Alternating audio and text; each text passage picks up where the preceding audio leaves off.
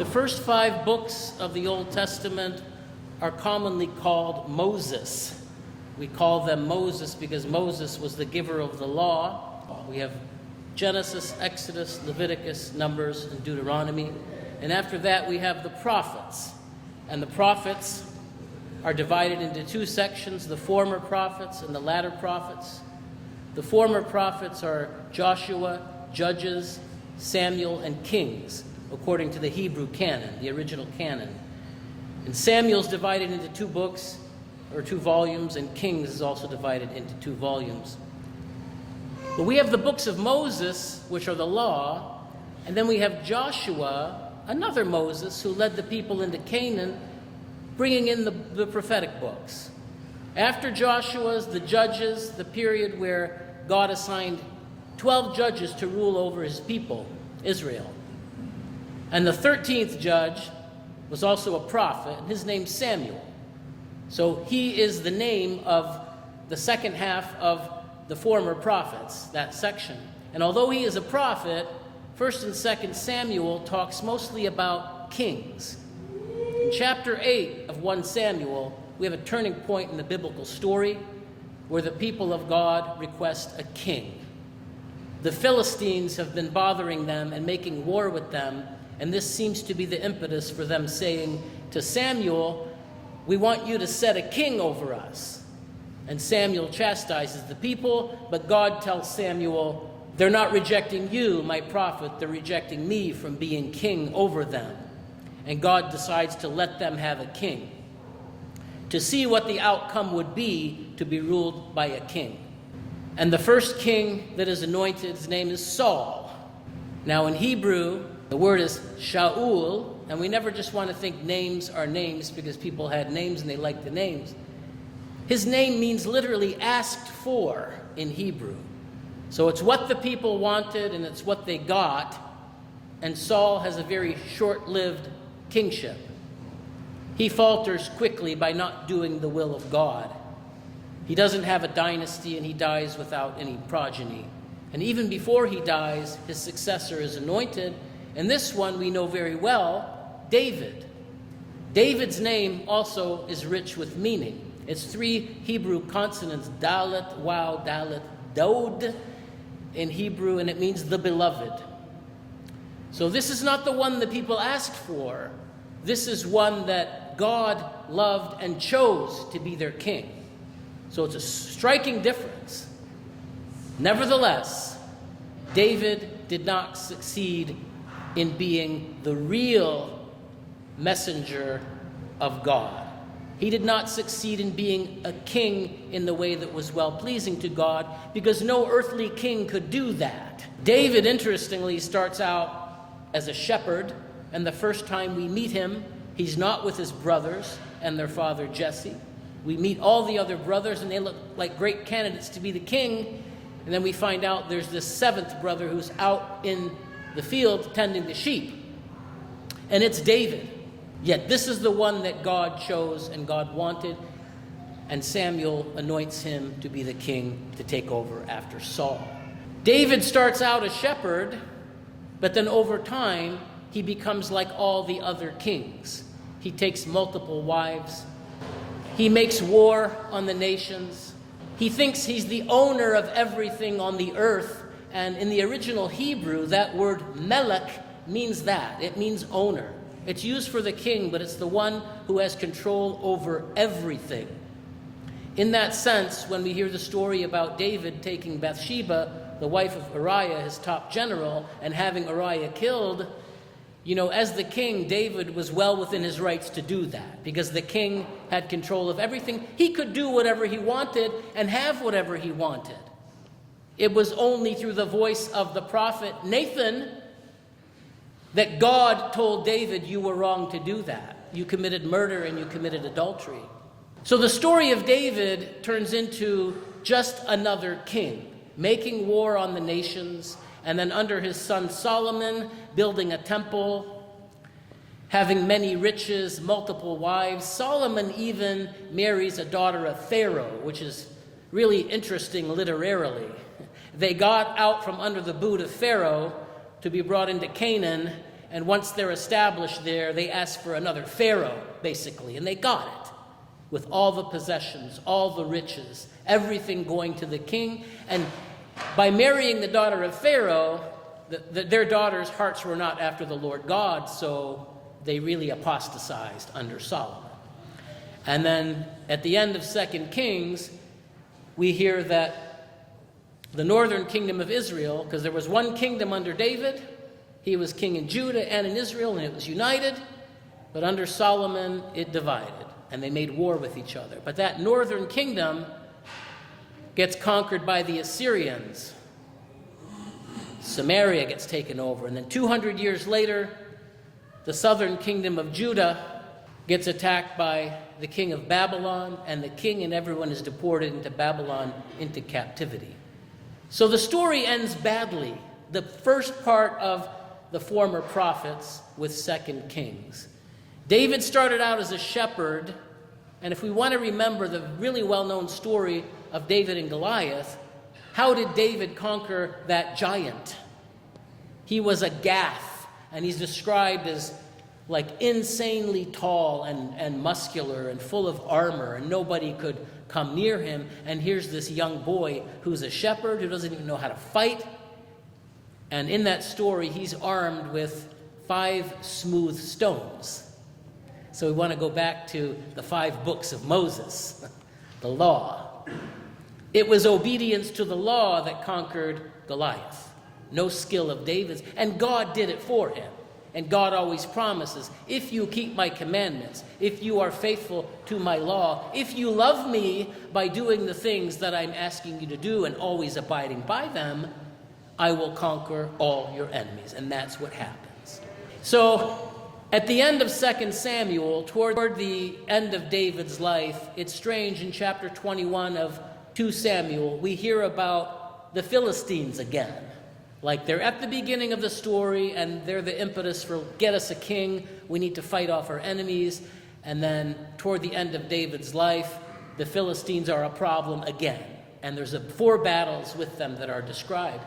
So the Philistines kind of bookend the entire story of 1 and 2 Samuel, which tells us the whole reason for wanting a king and the rationale for to set a king over us so we can be like the other nations faltered, and it didn't work, and it didn't solve anything. The only thing that's going to solve the problem is obedience to the will of God. Go back to the law. But David started out as a shepherd, and I pointed that out. I wanted to say the 5 smooth stones. He started out in that direction, but turned otherwise. Forward to latter prophets, Ezekiel, I want to read you a passage from chapter 34, which is specifically against the shepherds of Israel. I will establish one shepherd over them, and he shall feed them. This is the Lord speaking.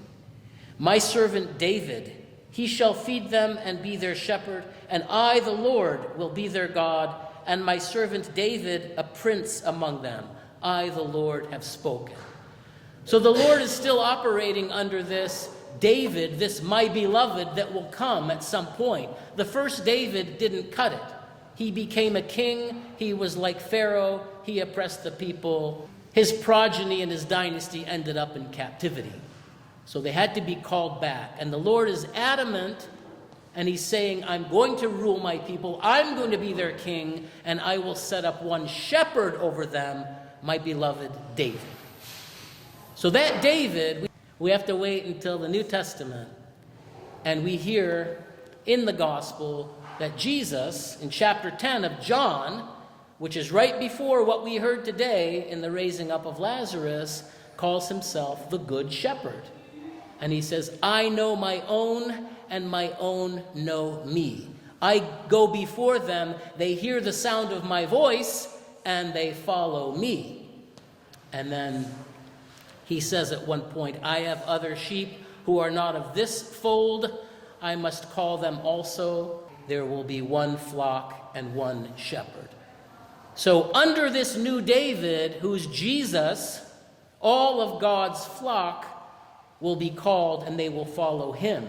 This will be the prince, the shepherd who will feed God's people as only a shepherd. That's chapter 10. Today is chapter 11, and we heard about Lazarus being raised up out of the dead. And it's an interesting passage because it's not recorded in the other Gospels. Only John tells us this. And Lazarus is the brother of Mary and her sister Martha, whom it says Jesus loved. We hear that several times in these 45 verses. See how he loved him. And because Jesus loved Lazarus and Martha and Mary, he stayed 2 days longer where he was before he went to see Lazarus. Jesus tells his disciples, we're going back to Judea, when he hears the news about Lazarus being sick, the one whom he loved. And his disciples say, they were just trying to kill you. What are you talking about? You're going to go back there now? And then Jesus says something that's sort of out of place. It seems to come out of the blue. He says there are 12 hours in the day. If anyone walks in the light, he does not stumble because he has the light.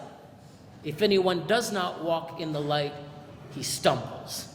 I'm going to pause on that for one moment and tell you that when Jesus calls Lazarus out of the tomb, he uses his voice. And that's appropriate for the shepherd. In the other stories in the Gospels, where Jesus raises up someone who is seemingly dead. I don't know if you recall, but a couple of Sundays ago, we mentioned this in the story of the boy whose father brought him, and this boy had a mute spirit, and he was foaming at the mouth when Jesus told the deaf and dumb spirit to get out of the boy, and he appeared dead, and everyone said, he is dead. And it says Jesus lifted him up by the hand, and he arose. And I commented that those two verbs are what are used for Jesus, in that God raised up Jesus from the dead. It's two different verbs, and then Jesus is now standing. He is anesti in Greek. That's what it means when we say Christ is risen. He is anesti. And those same two verbs are used in the story in Mark chapter 5 with the daughter of Jairus. Everyone thought she was dead. They even mocked Jesus when he went to see her because they said, what are you doing? She's already dead. She is not dead but sleeping. And then Jesus took her by the hand. That's the first Greek verb, egero. And she arose, anesti. So these two verbs are used systematically throughout the Gospels. And like we said, Paul uses them to say that God raised up Jesus. And as a consequence, Jesus is now standing. But I'm telling you, in the Gospel today, in Lazarus, we don't hear those two verbs used in the interaction. In the story, when Jesus approaches the tomb, he only does one thing. He uses his voice. He calls out with a loud voice saying, Lazarus, come forth. That's the exact wording of it. And it says, Lazarus came forth out of the tomb. He heard his voice. He heard the master, the shepherd, calling his voice, and he responded to it. Now that's very striking, because in this story, the teaching is unto Martha and Mary and all the Jews who came to console them on the death of their brother Lazarus. It's about Lazarus in that Jesus calls him out of the tomb, but the teaching is for them. Jesus needs them to see this thing to happen so that they believe, because I'll tell you, the hour's getting late. How do we know that? Well, it's been 4 days since Lazarus has been in the grave. You know what we say about 3? 3 is like the minimum number. You can have multiples, and the Bible uses that all the time to say 1, 2, and 3 is your final chance. So you're already at number 4. You're beyond the final chance even, but it's not too difficult for the Lord, through his love for Martha and Mary and Lazarus and all the Jews that need to hear this and believe, to come and call him out of the grave. It's not too hard for him because he has all the power. And we heard that already in the Gospel of John several chapters earlier, chapter 5, in the passage that we read at the funeral service, when Jesus says, the hour is coming, and now is, when the dead will hear the voice of the Son of God, and they will live. For as the Father has life in himself, so he has granted the Son also to have life in himself, and has given him the authority to execute judgment, because he is the Son of Man. Do not marvel at this, for the hour is coming when all the dead will hear his voice and come forth. They will be raised up to judgment, to life, or the judgment of death. So it's a serious concern that we have to believe.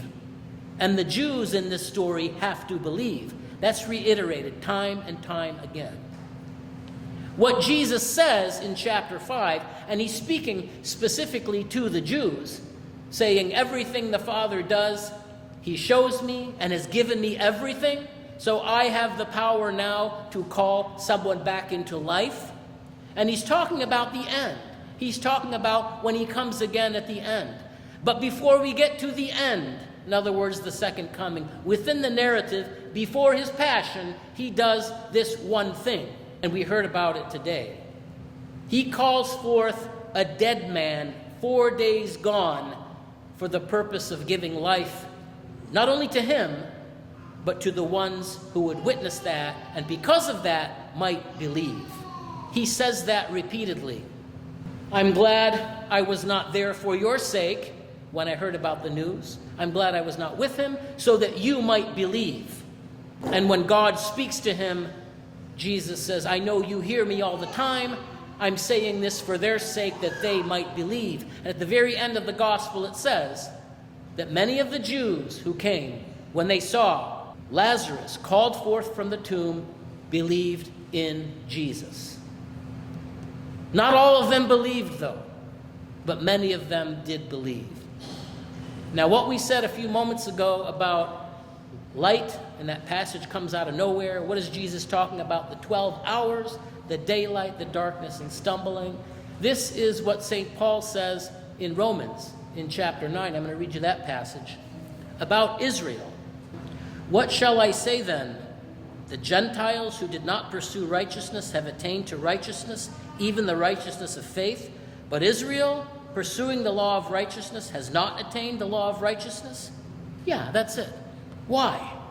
Because they did not seek it by faith, but as it were by works of the law. For they stumbled at that stumbling stone, as it is written.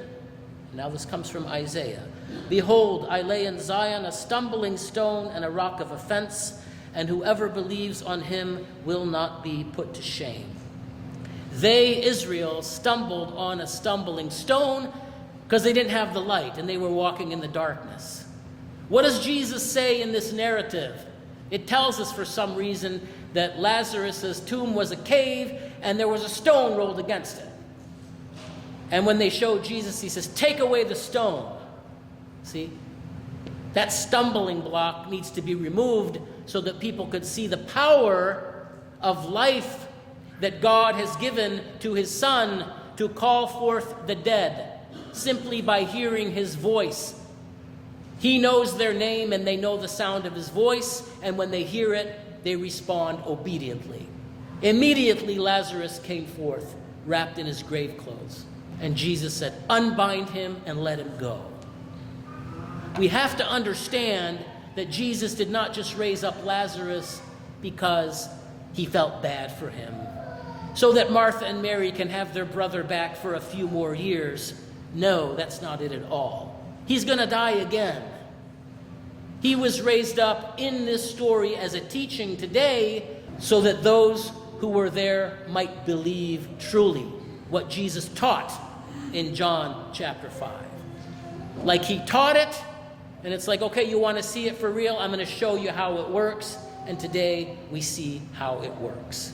It was for Martha, it was for Mary, and it was for the Jews. What about the other people? What about the Gentiles? Well, they're not excluded either. Sometimes we say that Martha and Mary represent the two communities. Martha being the Jewish Christians. Her name, Maranatha, means Lord come. In the Aramaic, it expresses that anticipation for the coming of the Lord that the Jews had. And Mary, the one who in the other gospel is sitting, listening to the teaching of Jesus at his feet. So the way these two sisters function even here is that it's Martha who sees Jesus coming, and she goes and gets her sister Mary, and she says, "The teacher is calling after you." And it says immediately Mary arose and went to meet Jesus. And everybody saw how she arose. I'm just going to tell you this. Matter-of-factly, those two verbs are the ones we mentioned earlier. How God raises up Jesus, and he is now an Esti. It's used for Martha and Mary, which tells us the teaching is unto them, and it's unto all the Jews. The very last verse we heard said that many of the Jews who came to comfort Martha and Mary saw what Jesus did in calling forth Lazarus, and they believed in him. But many is not all. And we'll hear just at the beginning of chapter 12 that others went to tell the authorities, the scribes and the Pharisees, to report it. And the Pharisees decided they were going to have to take action and do something about that. They were going to plot to have Jesus killed, and also Lazarus, whom Jesus called forth out of the tomb. So it's not a happy ending per se.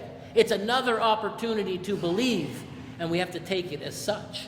And it's done out of Jesus' love. But along with the Jews come all the nations, and that's the scriptural model. That's the sequence all the time. The Jew first, and then the Greek. So we might see that in the Martha and the Mary. And then later we're going to hear about some Greeks who want to come and see Jesus, who heard about this thing. So there's a little bit of play on expectation of everybody coming. And we even say in the hymnography today, it's in the Apologetikion. And when we do the dismissal, we characterize Christ as the one who, through the raising up of Lazarus, has revealed what? The universal resurrection. That's the resurrection of all flesh, all mankind, all humanity. But it starts with the Jews, who were a tough case for Jesus. They really needed to believe it, and they were not believing it. Think about Lazarus as maybe that Jew who was so hardened and so far gone and so not going to believe that he was already past the point of no return. 4 days dead. He stinks already. He's starting to decompose. It's too late. But as we said, nothing is too late for God, and nothing's too hard for him. He's given life to Jesus to call the dead from their graves with the voice. And what does that mean? It means it's in a teaching. We hear what he says, and we respond faithfully and obediently. That's what gives life, beloved in Christ. And only Jesus could do that as the shepherd. That's the way he feeds us. If you've ever seen shepherd life in the ancient Near East or heard depictions of it, shepherds lead their sheep by walking in front of them and emitting a sound. They make a sound with their voice, a click, click, click sound. And when the sheep scatter, the shepherd makes the sound, and they automatically gather together. Connect that to what Jesus did in the gospel today, crying out with a loud voice, "Lazarus, come forth!" And hearing how Lazarus immediately came forth, was unbound and set free, and you start to understand why this teaching is important for the Jews, for Martha, for Mary, for the Greeks as well, and for us today in 2026, as we approach our Lord's Passion and the things he will do for us and for our salvation. Suffering, dying, himself being buried, and being raised up to give life. Jesus is raised up not simply to have life, but to be the one to bestow life upon us. And we say that at Pascha. Upon those in the tombs, bestowing life. He's giving us life.